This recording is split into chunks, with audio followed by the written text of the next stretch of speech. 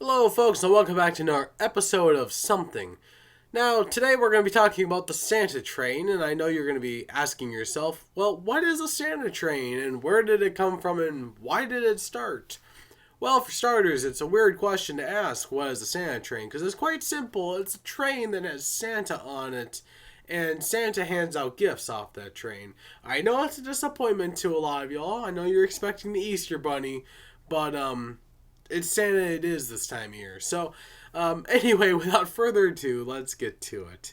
So the Santa Train started in 1943 and continues today. It's a very strong tradition of the Appalachian Mountains, but where did it start? Why did it start? Those are the questions we gotta get to. Like I said, it started in 1943, but by a group of wealthy businessmen in Kingsport, Tennessee. What they wanted to do was say thank you, boost the morale in the towns, and boost the economy. Remember, a good economy is not just for the wealthy, but it's also for middle class. I mean, it's really good for anyone. So, especially since America was coming out of a depression. So, boosting the economy during World War II was very important. And this is one way that they could do that. It kind of attracted attention to these towns, brought some more money into these towns by buying gifts and so forth. So it's very important. So that was one of the reasons why they did that. But why did they feel they needed to say thank you to these coal miners? Well, you see, during World War II, there was a handful of things that helped us win the war. I'm just going to go through some of them. One of the big things was the people.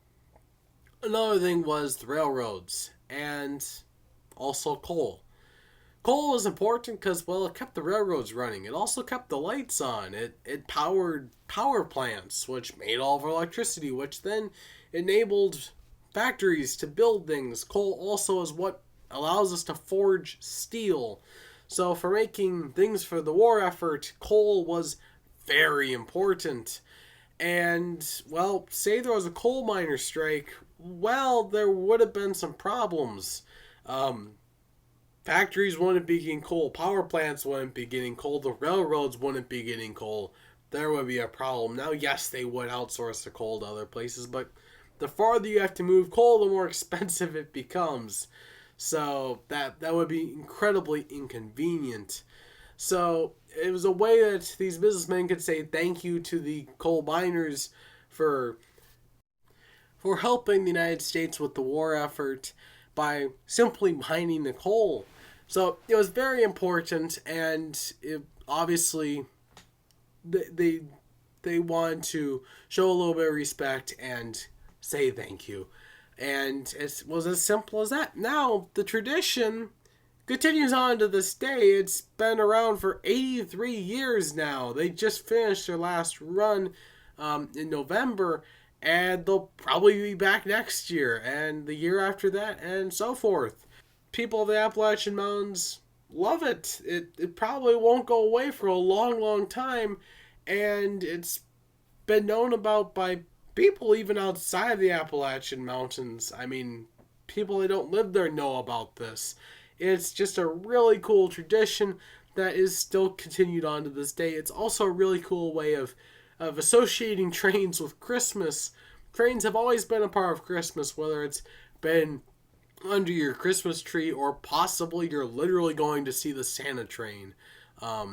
Trains are part of Christmas. But yeah, it's just a cool tradition, and I thought it'd be a cool video to make, especially since tomorrow there will be the first episode of Silver Packages, an Appalachian Christmas story, which is actually, believe it or not, the first time I've read that book. It's actually a really cool book. I've never read it before, so I'm actually going to be reading it for the first time with all of you, and it'll be a lot of fun. Yeah, it's just a cool book. So yeah, it'll be a lot of fun. It'll go from December 22nd through the 24th, and then we'll have a final video on the 25th. So stay tuned, folks. I hope you enjoy it. And it's a kid's book, so your kids will probably love it. Your grandkids will love it. I certainly enjoyed it. You'll probably enjoy it too. So, yeah. And as always, folks, I hope you enjoyed today's video. Oh, by the way, this engine you're looking at right now is as a steam locomotive with one of the longest careers for the original railroad that purchased it. Pretty cool, huh? But anyway, hope you enjoyed today's video. And as always, folks, see you on the rails.